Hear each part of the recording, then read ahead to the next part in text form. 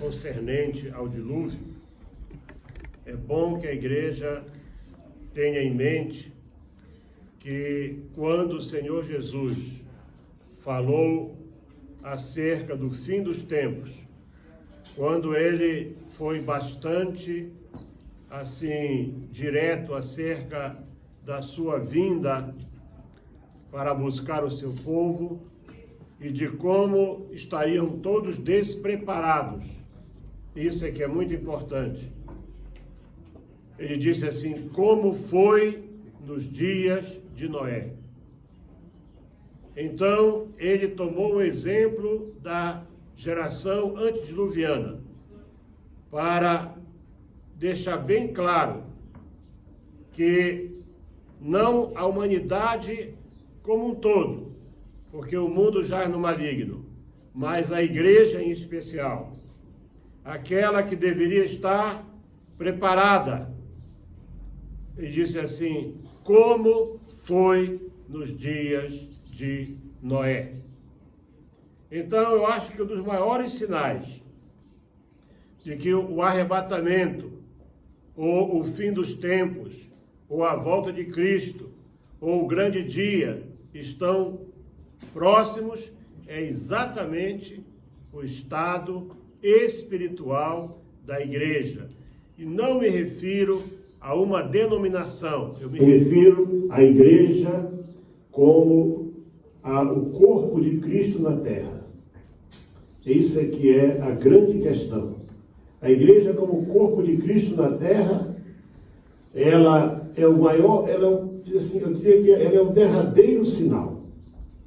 Porque a geração que estiver, como Paulo escreveu lá na carta aos Tessalonicenses, a geração que estiver com heresias, a geração que estiver apostatando da fé, essa geração é a geração que vai ver ou que vai passar por aquele período difícil. Então, os irmãos estão de pé, eu gostaria que nós pudéssemos ler alguns versículos a partir do capítulo 8, verso 15 ao verso 22, que é o momento em que o Senhor determina que Noé saia da arca com a sua família. 8, 15 a 22 diz assim, então falou Deus a Noé dizendo, sai da arca, tu, com tua mulher e teus filhos, e as mulheres de teus filhos. Todo animal que está contigo, de toda a carne, de ave e de gado, e de todo réptil que se arrasta sobre a terra, traze fora contigo, e povoem abundantemente a terra, e frutifiquem, e se multipliquem sobre a terra. Então saiu Noé e seus filhos e sua mulher, e as mulheres de seus filhos com ele, todo animal, todo réptil e toda ave, tudo que se move sobre a terra, conforme as suas famílias, saiu para fora da arca. E edificou Noé um altar ao Senhor, e tomou de todo animal limpo, e de toda ave limpa, e ofereceu holocausto sobre o altar. E o Senhor sentiu o suave cheiro, e o Senhor disse em seu coração, não tornarei mais a amaldiçoar a terra por causa do homem, porque a imaginação do coração do homem é má desde a sua meninice. Nem tornarei mais a ferir todo vivente como fiz, enquanto a terra durar, sementeira e cega, e frio e calor, e verão e inverno, e dia e noite não cessarão. Podemos tomar assento. Hoje é a nossa aula de número 5, nós vamos tratar desde a saída da arca e, se pudermos, chegar até a Torre de Babel. Primeiro ponto que eu quero abordar com vocês, e gostaria que vocês, porque eu sei que a pastora mandou para vocês aquela tabela, né, com a cronologia dos patriarcas, que vocês tivessem isso, até pudessem fazer uma cópia, para vocês acompanharem os dados que ali estão. No Gênesis 8:1 diz assim: e lembrou-se Deus de Noé e de todos os seres viventes e de todo o gado que estavam com ele na arca. Esse versículo, ele define, embora, por exemplo assim, como é que Deus pode se esquecer? Deus, na sua essência, ele não pode se esquecer. Mas o autor do livro, que todos concordam com a maioria que foi Moisés, Moisés registrou assim que Deus lembrou-se. Bom, a Bíblia está cheia de partes, assim, de episódios, nos quais Deus mostra a sua fidelidade para com o homem. Por exemplo, em Hebreus capítulo 6:10, temos lá: Deus não é injusto para se esquecer da vossa obra e do trabalho, do amor que para com o seu nome mostrastes, enquanto servistes aos santos e ainda servis. Então, vejam que aqui é uma promessa para aqueles que são fiéis. Às vezes a pessoa ela se fideliza numa área, né? E eu tenho visto isso aqui, irmãos que são muito fiéis naqueles compromissos que eles assumiram. Isso é muito importante, mas você não se dá conta de que aquela tua fidelidade, ela está diante de Deus. E no momento certo, sem que você esteja pensando nisso, ela vai aparecer, né? Ela vai ressurgir, ela vai vir na forma de uma bênção. Como Deus é todo-poderoso, sabemos que é impossível ele se esquecer. Mas o autor escreveu: e lembrou-se Deus. Quer dizer, eu não consigo nem sequer imaginar a aflição de Noé. Eu acho que quem já teve algum incidente assim na estrada, ou um acidente mesmo, onde aconteceu algo, se ficou longe de qualquer socorro, eu posso imaginar a aflição que a pessoa passa. Não se trata de furar um pneu quando você tem um sobressalente, isso é um pequeno atropelo, mas é você estar numa condição de que você não tem como sair dali sozinho. É realmente algo extremamente difícil. Mas esta é apenas uma das faces do nosso Deus. Ele usou um vento para acalmar as águas. Quer dizer, apesar de que a chuva só durou 40 dias, mas vocês sabem muito bem que a força da lua, né? A força das marés, as marés estavam acontecendo. Os ventos e tudo, e a arca era jogada de um lado para o outro. Não existe ainda uma definição exata onde a arca parou, há suposições, né?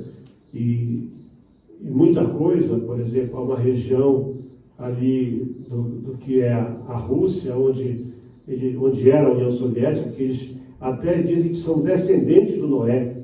Eles falam lá uma língua deles que dizem que é a língua mais antiga da Terra. Enfim, tudo isso são suposições. Mas o certo é que Deus viu a condição de Noé e Deus mandou um vento e o vento acalmou as águas. Não quer dizer que a arca parou. Apenas ela não ficou naquele movimento, né?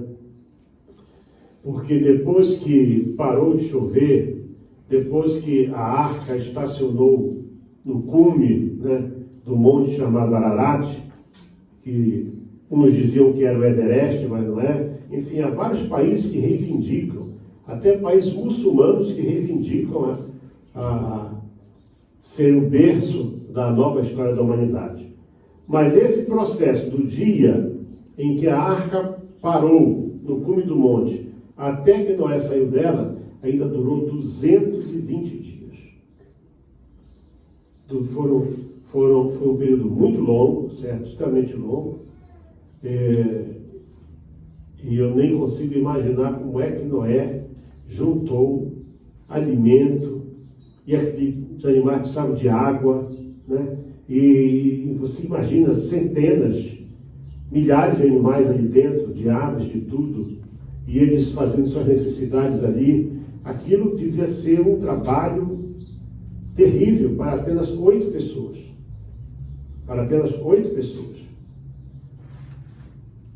Foi realmente algo difícil. Talvez Noé já tivesse até netos, não sei, é possível que sim, a Bíblia não registra a data, mas pode ser que já tivesse netos ali, mas o trabalho intenso, cuidar daquelas dezenas, centenas, milhares de animais ali, de aves, de tudo, cada um da sua espécie, alimento e grão para esse, e folha para aquele, e erva para aquele outro, enfim, não foi uma tarefa fácil.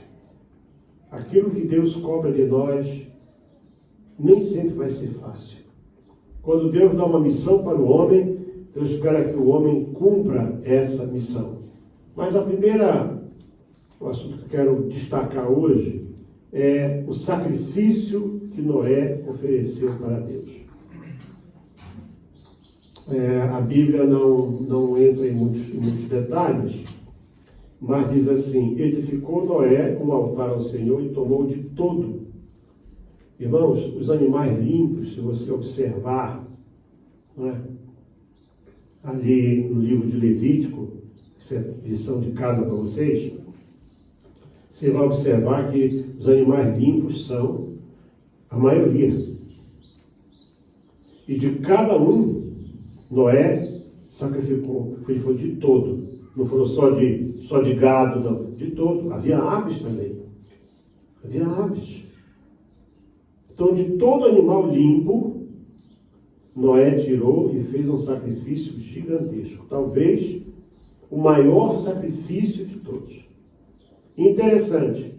Quem foi que disse para Noé que ele precisava fazer um altar? E aquilo foi oferta queimada. Quem disse isso? Será que isso já não viria da história dos primeiros? De Abel e Caim, talvez? Aqui podemos ver o valor de uma oferta sacrificial. Essa foi uma oferta sacrificial. Os animais eram dele, certo? Porque estavam debaixo da autoridade dele. Os animais, a terra dependia deles para poder ser repovoada. Noé precisava deles para se alimentar, porque, observe muito bem, até que ele plantasse, e ele recebeu ordem para poder comer também carne. E Noé oferece um sacrifício para Deus, mas observa bem o que é a oferta sacrificial, ou seja, não só o desprendimento, o abrir mão de algo, mas também o trabalho que aquilo deu. O trabalho que aquilo deu. Um trabalho tremendo. Se nós formos observar que os sacerdotes no santuário tinham algumas dezenas de auxiliares, que eram os levitas, etc., para trazer o animal, para pôr o animal em cima da coisa, e depois para poder tirar dali, fazer limpeza. E Noé fez só ele e os filhos. Só ele e os filhos.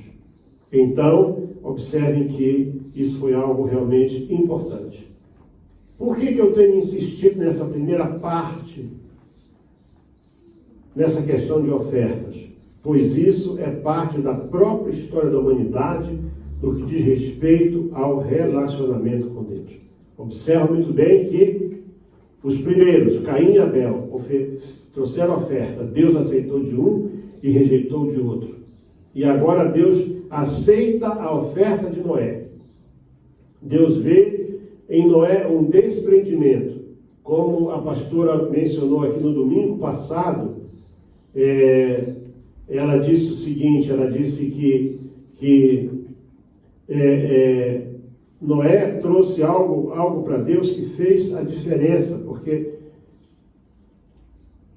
um sacrifício de valor que não se pode calcular hoje em dia. Antes que ele fizesse casa, antes que ele fosse ver qualquer outra coisa, ele decidiu que a coisa mais importante era ofertar para Deus. Se nós vermos esse detalhe, só esse detalhe,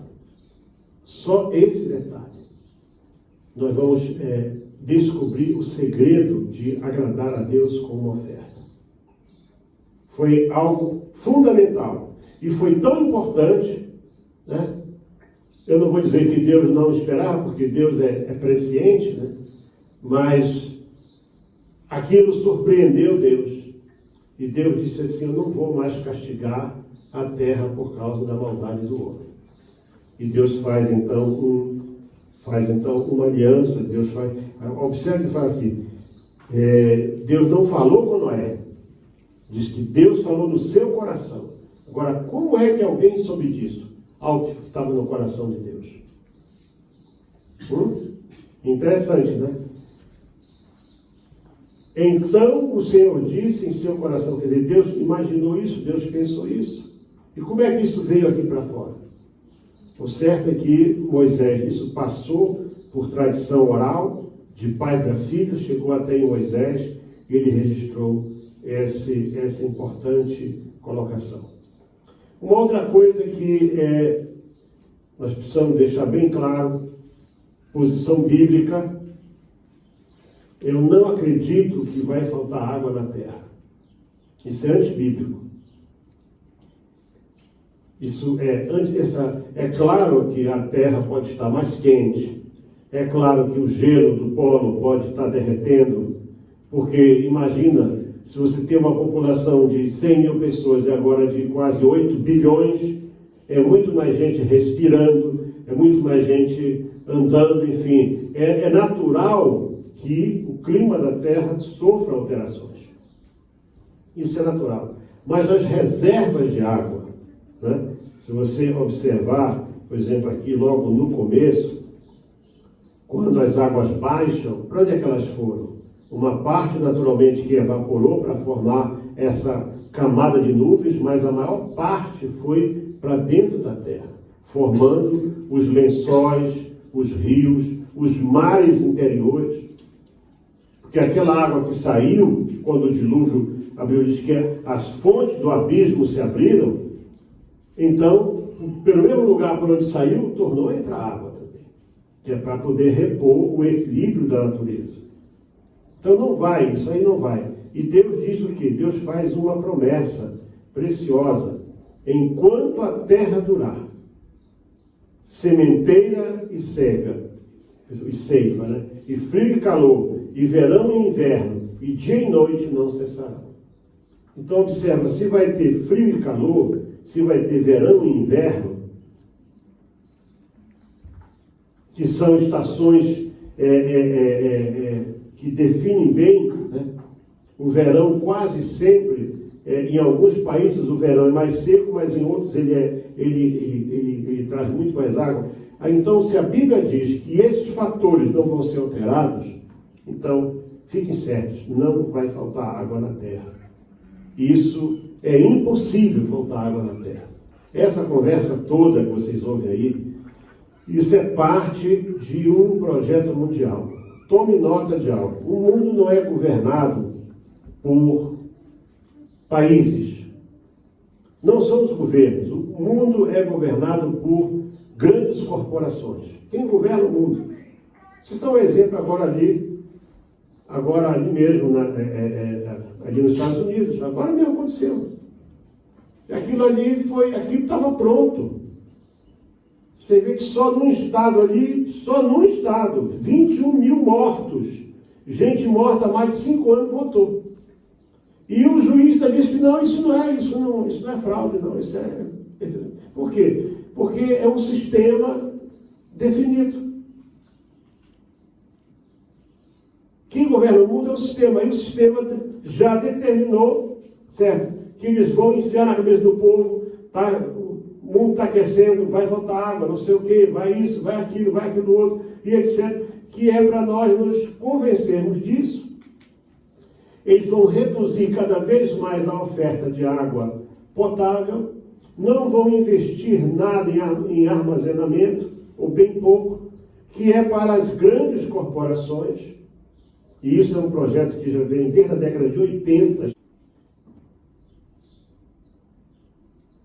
Em 2014, na grande crise hídrica que teve ali na região sudeste do Brasil, o governador de São Paulo, que é o doutor Geraldo Alckmin, ele chegou a falar isso, que estava negociando com a Coca-Cola um projeto para a Coca-Cola fornecer água, porque a água já estava... Irmãos, eles diziam que há um sistema aí chamado Cantareira, que são várias grandes lagoas.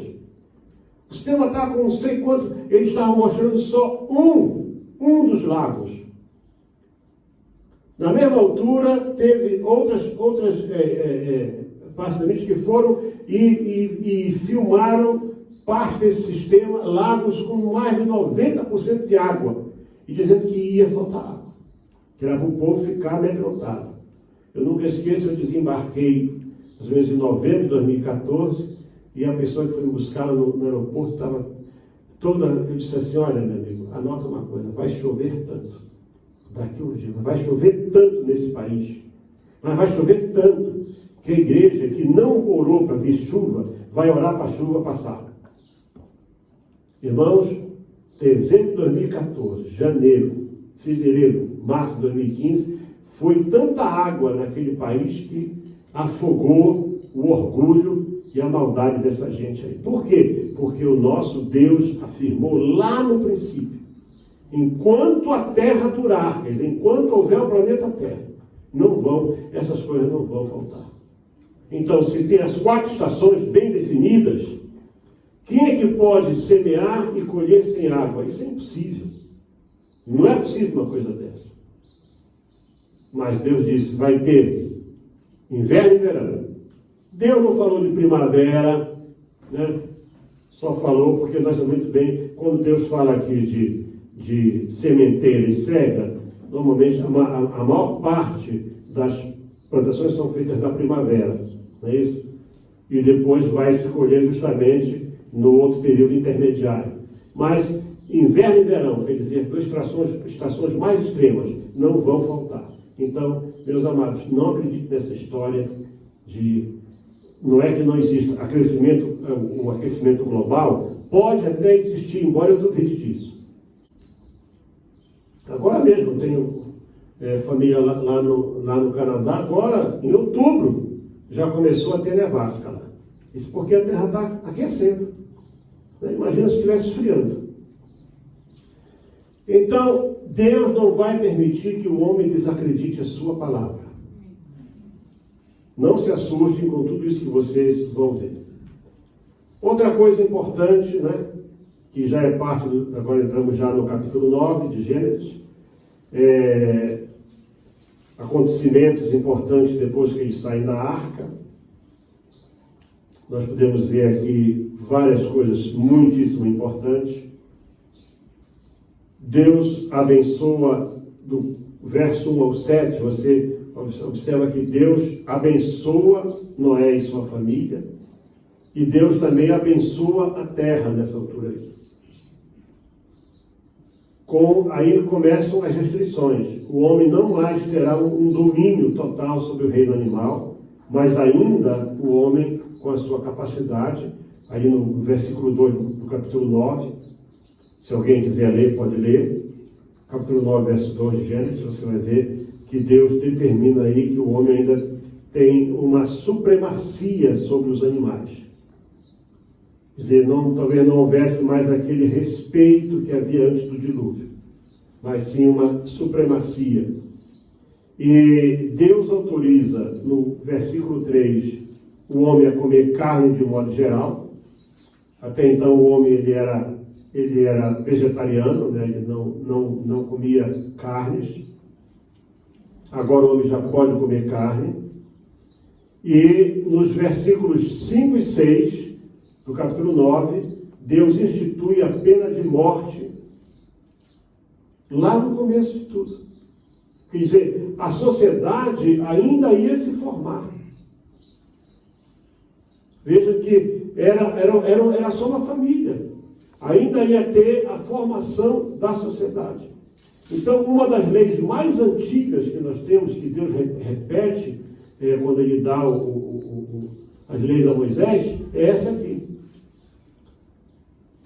Deus fala claramente aqui que quem derramar sangue terá o seu sangue derramado. Ou seja, a pessoa que matar o outro também sofrerá o mesmo dano. Vamos ver aqui capítulo 9, né? Como eu disse aqui, Deus proíbe comer sangue. Por favor, igreja, não precisa você ser judeu. Tem gente, eu não sou judeu, eu posso comer sangue. Não tinha nenhum judeu ainda aqui. O proibir sangue na comida. Esses pratos feitos com sangue. Se você quer ir para o céu, eu estou te avisando, não coma pratos com sangue conscientemente. Olha aqui, verso 4. A carne, porém, com sua vida, isto é, com o seu sangue não comereis. Você tem que matar e tem que sangrar o animal, deixar o sangue sair. Eu estive em Portugal, uma certa ocasião, com a minha esposa, um casal muito querido, nos levou para comer. Fomos, e lá ele pediu um cozido à portuguesa. Quando eu bati o olho naquele negócio, eu vi lá dentro morcela. E eu disse assim, pastor, tem sangue aqui. Sim, e daí? Ele disse, olha, então, eu vou comer só o arroz, ou só a salada, eu não vou comer nada, disse para ele. Mas eu não como nada com sangue, porque o meu Deus disse para eu não comer. Estava ele, a esposa e a filha. Muito simpáticos mesmo. Mas eu disse, pastor, no começo, logo, lá no capítulo 9, verso 4 de Gênesis, a proibição, isso não é questão de ser judeu ou não ser. Mas no Novo Testamento, quando os apóstolos escreveram aquela carta, a famosa carta de Jerusalém para as igrejas, que disse que não vamos impor só duas coisas: não comam carne sufocada, quer dizer, carne com sangue, e guardai-vos da prostituição. Então eu não sei onde vocês, pastores aqui, e muitos aqui de Portugal, e mesmo da Assembleia de Deus, vocês vão buscar apoio na Bíblia para poder comer coisa com sangue. Eu quero dizer para o irmão, você é livre até para beber sangue se quiser, mas eu não vou comer. Aí ele me olhou assim e tal, e eu disse, nem vou catar isso, porque isso aí, o sangue já está aí dentro, isso foi cozinhado com sangue. Então, se alguém disser, mas você não é judeu, Gênesis 9, verso 4. Diga, irmão. Quando se diz que alguns usam o argumento de que Deus já purificou todos os alimentos. Já purificou, sim. Purificou, com certeza que purificou. Tudinho. Mas sangue não é alimento, sangue é vida. Sangue, aqui diz aqui, ó, com a vida, quer dizer, com o sangue. Então, sangue é sinônimo de vida. O melhor argumento que nós temos é a carta de Jerusalém. Porque eles pregam contra adultério, né? E a maioria desses pastores, eles ficam olhando aí a nuca das irmãs, o tamanho da saia. Tem igreja que ainda tem fita métrica lá. Para medir se a saia está ali em cima do joelho ou não.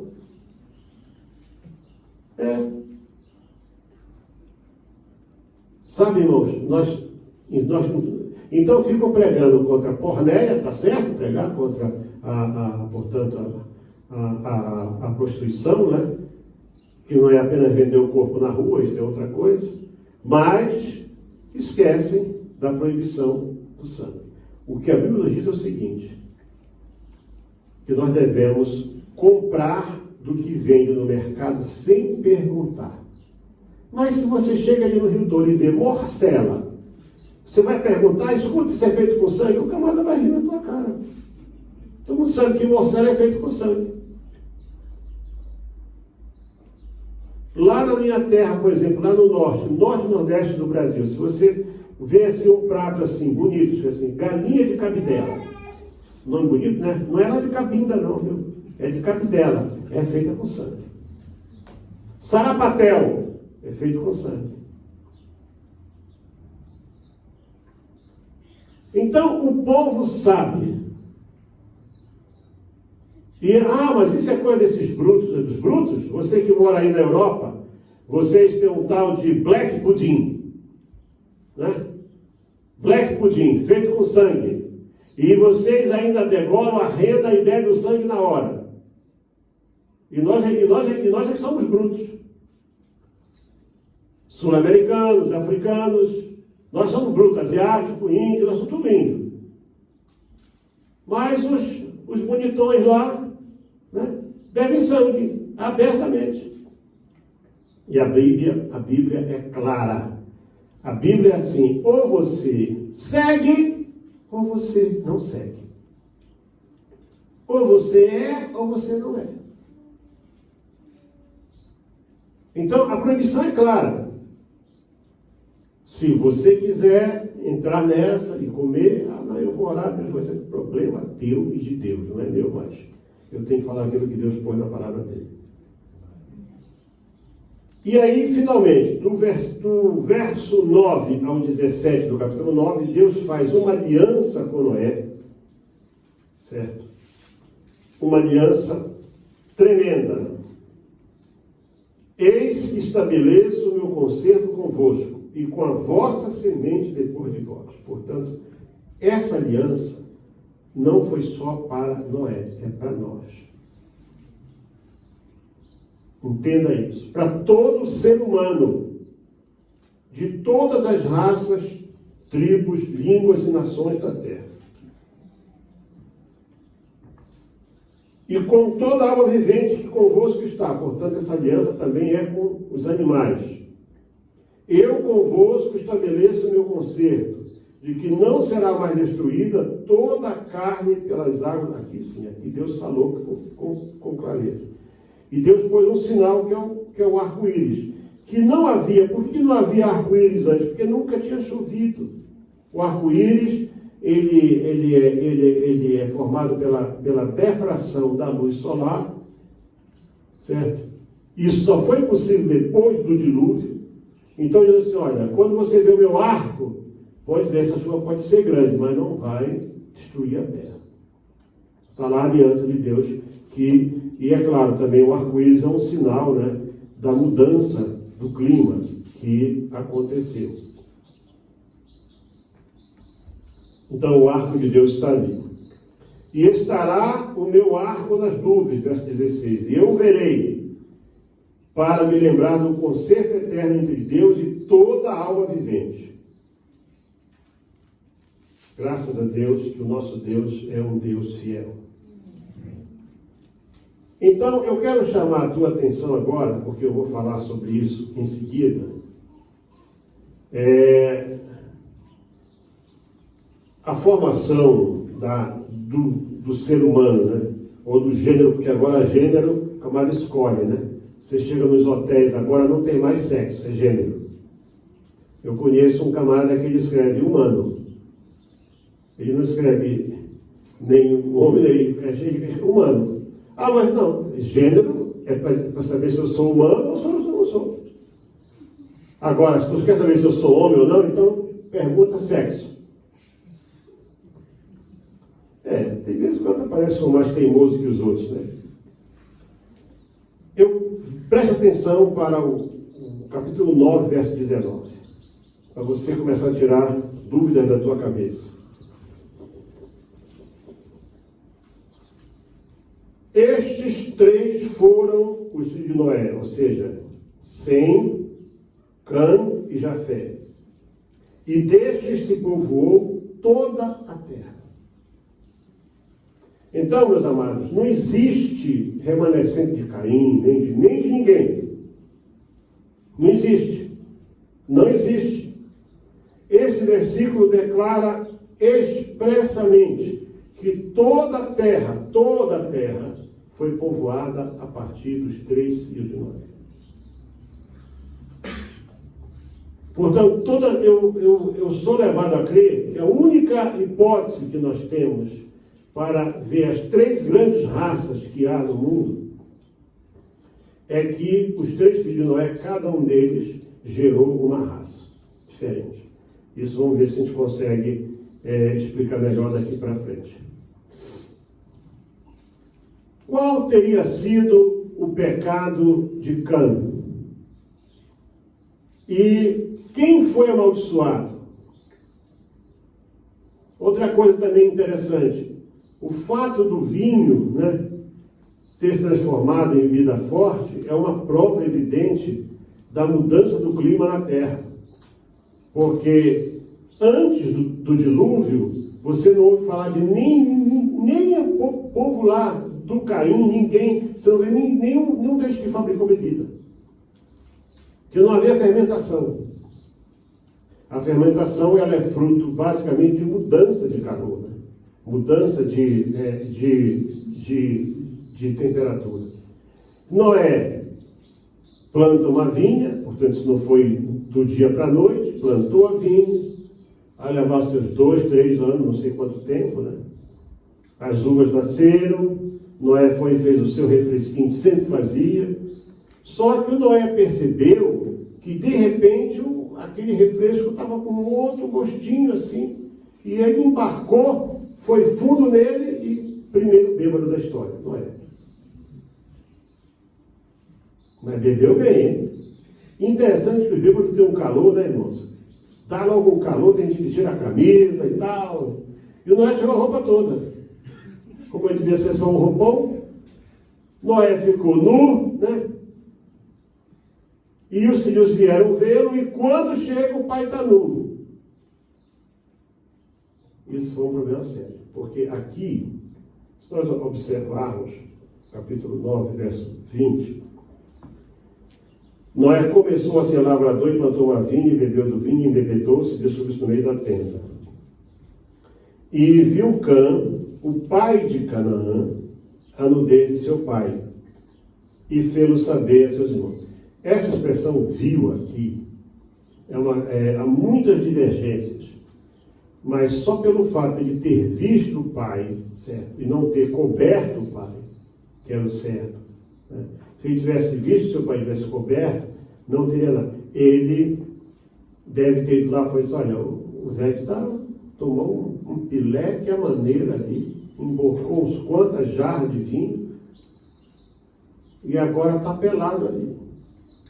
E os 2 irmãos dele, então, foram de costas com o cobertor e cobriram o pai. Quando o pai acorda, claro, família pequena, né? Pouca gente, mas já tinha os filhos. Portanto, isso não foi, né? Já tinha os netos ali, já estava ali, já tinha um grupo grande de gente. O Noé, então, deita uma maldição. Só que quando Noé começa a falar, a expressão que ele usa é maldito seja Canaã. Só que Canaã é um dos filhos de Cã. A questão que se coloca é, se Canaã era uma criança ou um jovem, e não foi ele que pecou, por que foi amaldiçoado? Alguns estudiosos dizem que em casa, né, esse Cã, né, que não é cão, essa expressão cão, escrito cão, é muito feia, na verdade, né, isso não é original, Cã, ele era chamado de Canaã em casa, um tratamento, uma espécie de um diminutivo, né? Vamos dizer que era cãozinho, né? Ele era um cãozinho, não, era Canaã em casa. Por isso, Noé declara que ele seria maldito. Mas, mesmo que tenha sido sobre o neto, que eu não vejo por que um avô amaldiçoaria um neto, a menos que o neto também participou com o pai naquilo ali, não sei. Né? Mas se você observar a descendência de Canaã, dele saíram os cananeus. Saíram os filisteus, saiu toda aquela raça que está ali, que está descrita aqui na Bíblia, né? E que foi uma raça que sempre esteve debaixo de... Deus sempre olhou para aquela raça com um olho assim, diferente. Observa aqui, por exemplo, no capítulo, aqui do verso 19 em diante, quando ele fala, né? E aqui no capítulo 10 diz assim, ó, estas, pois, são as gerações dos filhos de Noé, Sem, Cã e Jafé, e nasceram-lhe filhos depois do dilúvio. Então, não tinha filhos antes do dilúvio. Aqui foi depois do dilúvio. Os filhos de Cã são Cuxi e Mizraim, Put e Canaã. Portanto, ele teve, Cuxi devia ser o mais velho, Mizraim, Put e Canaã. E Cuxi gerou a Nimrod. este começou a ser poderoso na terra. Se você observar, esse Nimrod aí, ele é que fundou Babilônia, ele é que fundou Nínive. Esse Nimrod, esse poderoso na terra aí. E tem mais um outro camarada aí que pode se ver, que foi nos dias em que a terra foi, em que se espalharam as nações. Verso 5. Por estes foram repartidas as ilhas das nações, cada um segundo a sua língua, segundo suas famílias, quer dizer, então, aqui a descrição é para algumas dezenas, quem sabe, centenas de anos depois. Isso não é imediato. Isso não é imediato. E diz ainda mais aqui, por exemplo, que tem um deles aqui especificamente, que foi quando ele nasceu, que as nações foram separadas. O certo é, a pergunta que está, da onde saíram as raças? As raças saíram dos filhos de Noé. E com certeza, porque Cuxi é uma palavra, da onde a palavra cusita, o nome original da Etiópia, que é um povo completamente diferente dos outros, até em termos de língua e tudo. A Etiópia nunca foi colonizada. Não há nenhum outro, não há nem inglês, nem nenhuma outra língua. Existe uma língua própria chamada etíope. E é um dos berços da humanidade, a Etiópia, que se preserva até hoje, como uma raça única. E quem deu origem à Etiópia foi Cuxi. Não foi. Então, a maldição de Canaã não é que Canaã ficou preto, ou geraria filhos pretos, porque a maioria dos árabes, eles são todos de pele clara, são todos brancos mesmo. Então, não ponha isso, essa coisa. O sinal de Deus em Caim, Caim ficou preto. Mentira, porque todo mundo morreu no dilúvio, e diz a Bíblia que só dos três filhos de Noé é que saiu toda a geração. Então a maldição de Noé é que o Canaã ficou preto. Não. O Canaã não ficou preto por quê? Porque ele tem só de um dos seus filhos, o Cuxi, uma das nações que ele gerou, que são os cusitas. E por quê? Porque quando você vai estudar um pouco adiante, Moisés casou com uma moça cusita. Lá, quando ele foi conquistar lá a Etiópia, ele era general do Egito, ele foi para lá conquistar, e ele fez um compromisso lá e trouxe uma aliança. A Etiópia era um país poderoso. Passaram-se 80 anos, irmão Macaia, 80 anos. Você acha que foi pouco isso?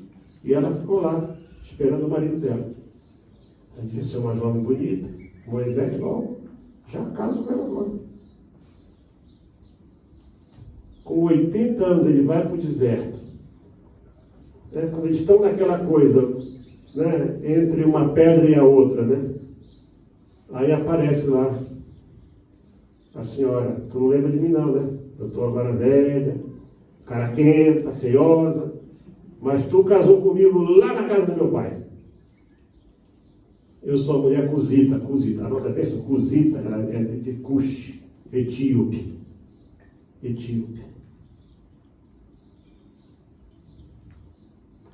Então, possivelmente, um dos filhos de Cuxi, ele gerou outras, porque teve outras esposas, você sabe disso, Às vezes a pessoa tem a pele mais escura, casa com uma pessoa, aí começa a mudar a raça. Mas a raça negra, ela vem de Cuxi. É daí que vem. Que foi o primogênito de Canaã. Cuxi e Mizraim, Ruth e Canaã. Canaã era o mais novo deles todos. Quando você começa, para você, por exemplo, ver, os descendentes, o Cuxi gerou o Nimrod, aí vai, você vê que aí vai o Canaã. Olha, o Canaã, ele gerou Sidom, os Heteus, os Jebuseus, os Amorreus, Gergaseu, aquela turma toda, e os filisteus também. E foi o termo dos cananeus, desde Sidom, indo para Gerar até Gaza. Gaza, ali mesmo onde está esse território de Gaza ali. Então isso aí é tudo descendente do Cush. Estes são os filhos. Interessante que a Bíblia dedica 1, 2, 3, 4, 5, 6, 7, 8, 9, 10, 11, 12, 13, 14 versículos só para falar da descendência de Cã, Cush. E os outros, pouquinha coisa. Quer dizer, foi um detalhe importante para que nós soubéssemos disso. Aí, depois que ele fala do segundo filho, que vai falar do primeiro. E, verso 21, 10, 21. E a Sem, que foi o primeiro, nasceram filhos. Ele é o pai de todos os filhos de Éber. A palavra hebreu vem daí, Éber, viu? E o irmão mais era o irmão mais velho de Jafé, porque Jafé era o mais novo. Os filhos de Sem são Elão, Assur, Arfaxade, Lude, Arã, e vai. Se você observar, por exemplo, da descendência de Canaã, né, saiu muita coisa. Agora, da descendência de Jafé, que foi o mais novo deles, é que saíram toda a raça oriental, esse povo dali, os mongóis, todo esse pessoal que é chinado, que tem o olho chinado, saiu daí. Os mongóis, os chineses, tudo saiu daí. Observa aqui que ele fala, por exemplo, aqui, olha, quando ele fala aqui sobre Jafé, ele fala assim, quer ver, ó, filho de Cush, vai. A facção de Jerusalém lá. Ele fala sobre Magog. Está aqui. Os filhos de Jafé começou tudo ao contrário. Gomer e Magog e Madai e Javã e Tubal e Meseque. Quando você vai lá para Ezequiel, você vai ver que a grande a grande organização de nações que no fim dos tempos vai formar aquele exército, 200 milhões, que vai atacar Israel, exatamente sai daí. Sai do Extremo Oriente. Sai da onde hoje é a Mongólia, Rússia, China e a Turquia. Que saiu daqui. Eles são jafeitas. Eles não são semitas, eles são jafeitas. E a Bíblia sempre começa do primogênito, né? Aqui começou do mais novo. Começou do Jafé. Definindo o quê? A importância deles no futuro. Gomer, Magog, você pode ver lá. Gog, Magog, Meseque e Tubal. Estão aqui. Esses aqui são os que deram origem a essas nações, que hoje estão ali.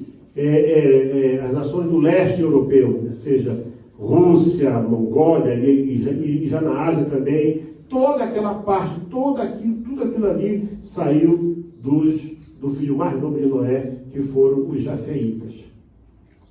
Noé era a China? Não sei, mas saiu daí. E interessante, não tem nenhuma maldição sobre eles. E a única maldição que veio sobre, talvez, o filho mais novo, né, sobre o neto, é que ele seria servo dos servos dos seus irmãos. Quer dizer, é uma coisa assim...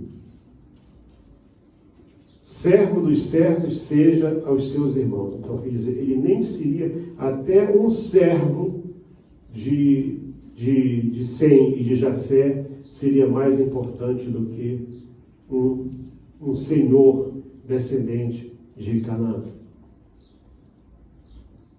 Uns dizem que o Canaã desejou lá o pai, eu não sei, isso aí não está na Bíblia, e o que não está na Bíblia, você falar, só é especulação. Mas eu quero deixar definido com vocês isso aí. As raças foram criadas por Deus. Raça não é símbolo de maldição, nem de marca em ninguém. E não há nenhuma evidência, nem histórica, nem científica, de que os nossos primeiros pais eram brancos. Não existe isso aí. Não existe isso aí. Esse Jesus branco aí que aparece nos filmes, isso é uma mentira. Se você for a Israel, você vai ver que o povo judeu não é assim. O povo judeu não é assim. Então, tire isso da sua cabeça, certo? Tenha paz na sua alma, que as raças foram criadas por Deus para poder, e foram para bem longe uma da outra para poder eles formarem, portanto, as nações como hoje elas existem. É claro que os homens começaram a andar, você vê, por exemplo, acho que desses povos, os que habitaram em ilhas, que foram, por exemplo, os filipinos, né? Se você vê aqui, por exemplo, esse povo aqui de Cape Town, aqui, eles chamam esse chinadinho aí, tudo é descendência desses filipinos que andaram por ali. Vieram por aí, fizeram família e ficaram aí, pronto. Certo? Então, houve uma... Como explicar os indígenas brasileiros? São todos chinados. Não existe uma tribo no Brasil de índios que seja com olho grande. É tudo chinado. Como é que explica isso? Se eles foram para lá, é porque aí começou aquele movimento de comércio, de viagem, de descobrir terras e tudo, e as pessoas foram andando pela terra. Então não existe raça amaldiçoada, não existe raça inferior, não existe cultura superior. Cultura superior, isso é uma inverdade histórica e do ponto de vista social também, científico, não existe. Todas as culturas têm o mesmo grau, têm o mesmo nível, elas têm coisas muito boas e outras coisas muito ruins. O problema é que as pessoas se apegaram a isso, né?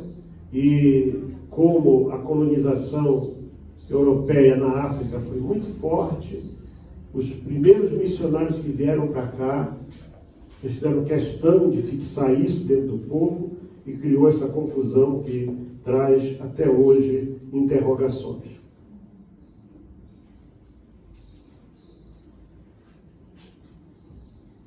Muito bem. Eu gostaria de falar sobre o capítulo 11 só no domingo que vem, não tanto por causa da Torre de Babel em si, mas também porque ele já mexe com a figura de Abraão. Né? Eu não quero entrar na Torre de Babel hoje, porque isso é um assunto fácil, né? Não tem assim grandes coisas, mas sobre a aula de hoje, alguém tem alguma pergunta?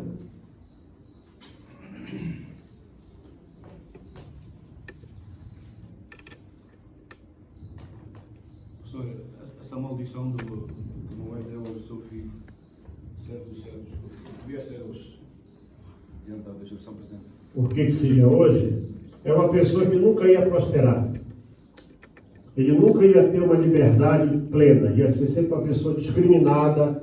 E se você observar a história dos cananeus, se você se dedicar a pesquisar a história dos cananeus, você vê que nenhuma nação cananeia ela teve um destaque grande na história da humanidade. Eles eram, por exemplo, talvez o que mais se destacou foram os filisteus, né? Da onde saíram esses palestinos que estão hoje aí, naquela faixa de Gaza. Mas isso é algo para dizer assim, vocês nunca vão ser senhores, vão ser sempre servos. Vocês nunca vão ter uma liberdade completa. Então, se tem alguém que pode se considerar, né, poderia, se quisesse, inferior, seriam esses aí. Curiosamente, da onde saiu boa parte das nações árabes. Logo em seguida, tem a ver com a África? Logo em seguida, tem a ver com a África, no nível do continente? Não tem a ver com a África, porque o Cush, o Cush era filho dele, certo? Mas se a maldição foi sobre Canaã, então Canaã gerou outro tipo de nações que nenhuma delas sequer é de cor negra. Nada a ver com a África. Nada a ver com a África, nada. Deus não seria o Deus que é se ele marcasse. Ele marcou um povo, ele não marcou uma raça. Ele marcou uma descendência. E você observa, quando você estuda a história dos cananeus, que da descendência de Canaã, ele saiu Sodoma e Gomorra.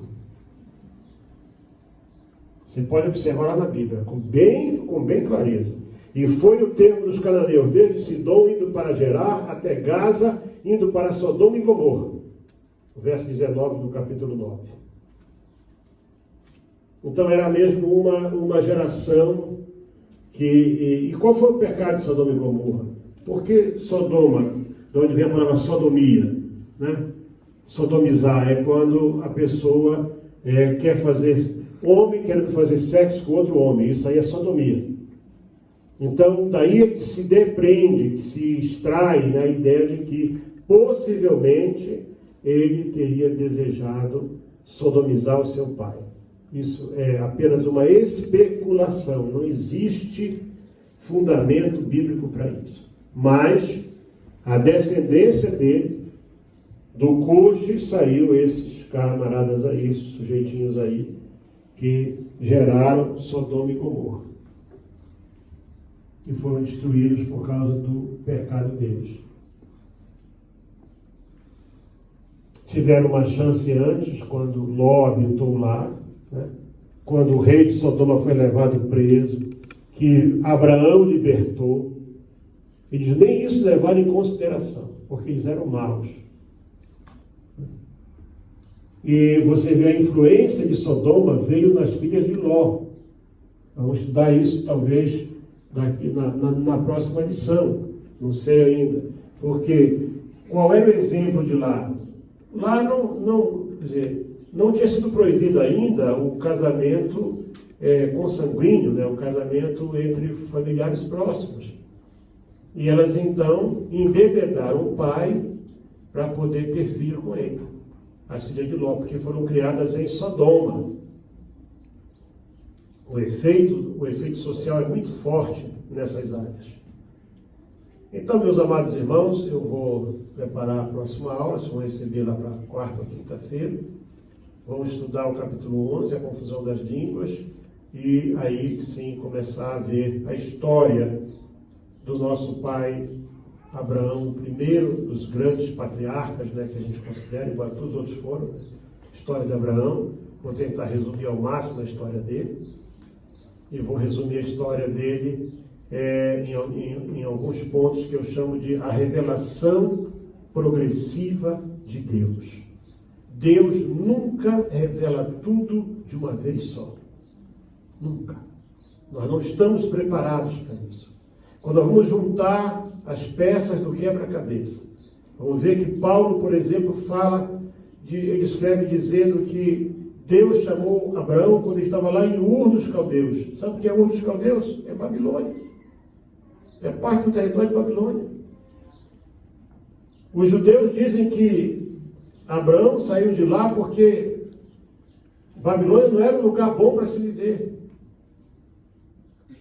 E o plano de Deus para ele não começou, não se concretizou enquanto ele estava morando lá, naquele lugar ruim. Muitas vezes nós temos que entender que o plano de Deus para nós só vai acontecer se nós sairmos de onde nós estamos.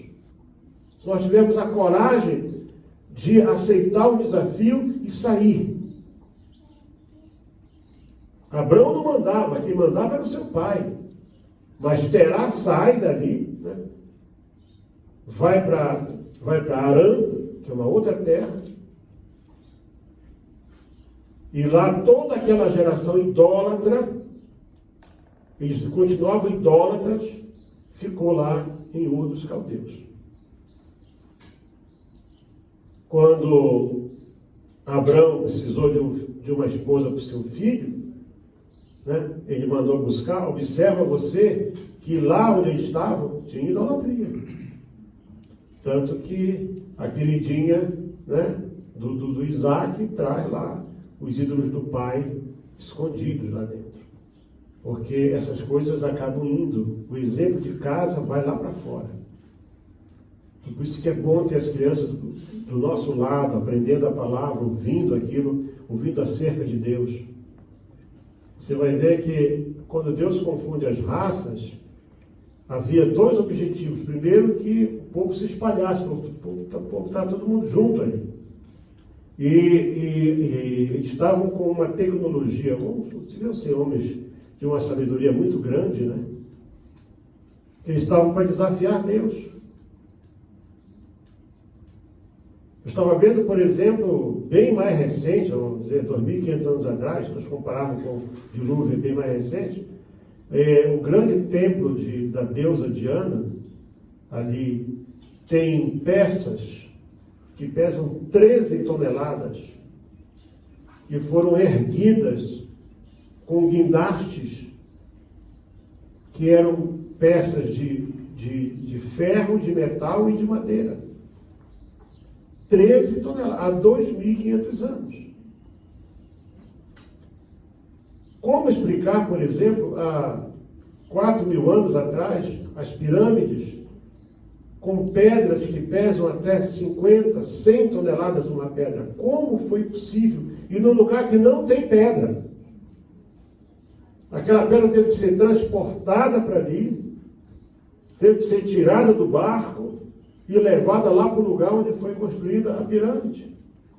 Como explicar isso aí? Então há coisas, há mistérios na história da humanidade que mesmo toda a ciência de hoje não consegue explicar. Não é só como 5 pessoas adultas construíram uma arca gigantesca, um navio gigantesco, com ferramentas primárias.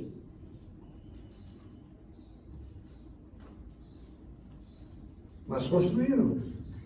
E construíram, estavam para fazer uma torre, como diz assim, eles queriam uma torre e uma cidade que os tornasse e ficaram reconhecidos para o resto da história. Interessante, irmãos, é que não há vestígios da Torre de Babel. Não existe vestígios dela.